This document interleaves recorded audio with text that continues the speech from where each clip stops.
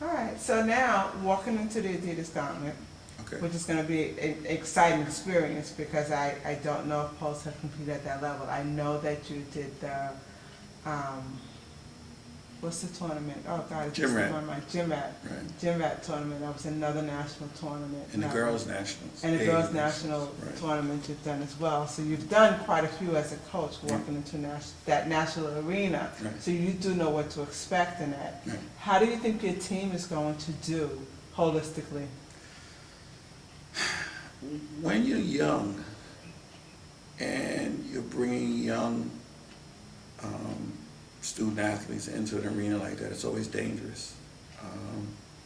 We competed in a junior nationals up in Massachusetts years ago, and I think two of the kids that are on this team competed, and it was really tight. As 8th graders, I mean, we competed against a team called Team Takeover. I think they were one in the nation at that point. Wow.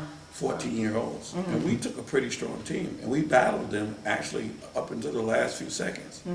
Unfortunately, the rookies had the ball with 3 seconds left, and we're down 1 or 2, so you can imagine the pressure and the emotion that they went through. So you have to always think about those things when you take a young, inexperienced, young student athlete and put him in a situation like this. It can be very dangerous, and it can actually destroy his career for the rest of his dream for the rest of his life.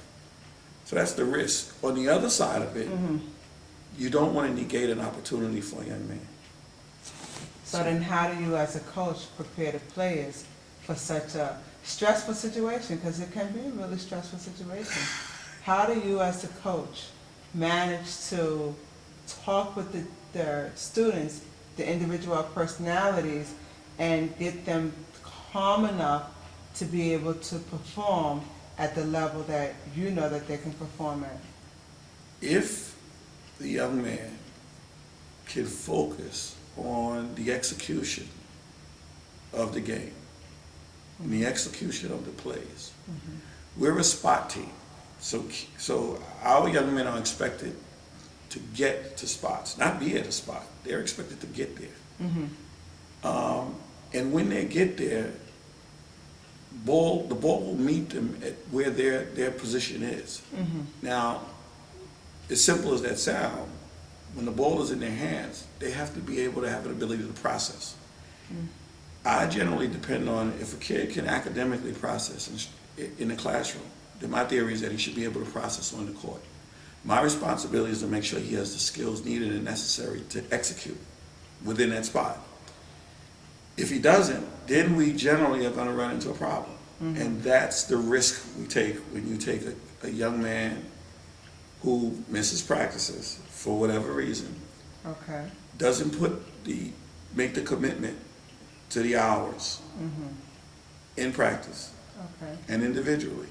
When they don't make that commitment, usually they run into the problems that you're talking about in terms of focus, concentration, panic, and disaster.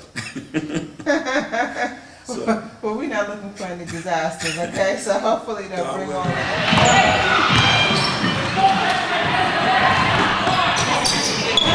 and one.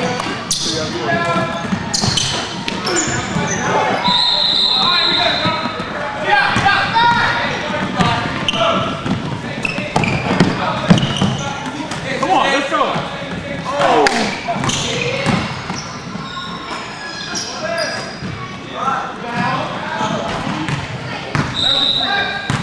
Jerome. Move. Please move.